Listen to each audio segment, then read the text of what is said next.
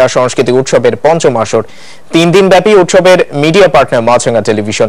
উৎসবে ভাস্কর্য, চিত্রকলা, কবিতা, নাটক ও সেমিনারের পাশাপাশি আয়োজন করা হয় সাইকেল স্টান্টের। কুমিল্লা প্রতিনিধি জাহাঙ্গীর আলম ইমরুলের পাঠানো তথ্য ছবিতে ডেস্ক রিপোর্ট। স্থানীয়, জাতীয় ও আন্তর্জাতিক সংস্কৃতির অভিজ্ঞতার বিনিময় লক্ষ্য নিয়ে শুক্রবার থেকে শুরু হয় কুমিল্লার সংস্কৃতি অঙ্গনের সবচেয়ে বড় উৎসব। জেলার বীরচন্দ্রনগর মিলনায়তনে প্রথম ও দ্বিতীয় দিনে কুমিল্লার প্রতিভাবান স্থানীয় শিল্পীদের অংশগ্রহণে শচীন দেব গানের উপর আয়োজন করা হয় সঙ্গীত সন্ধ্যা। এছাড়াও ভাস্কর্য, চিত্রকলা, কবিতা, নাটক ছাড়াও ভাষা সমাজ, বেতার ও অনলাইন সাংবাদিকতা সেমিনার অনুষ্ঠিত হয়। অসম্ভব ইন্টারঅ্যাক্টিভ, শিশু মনস্ক এবং শিশু কেন্দ্রিক উভয়ই। এবং এই যে 3 দিন ধরে উৎসব হবে, সমস্ত দেশ বিদেশের গুণী জ্ঞানীজন আসছেন।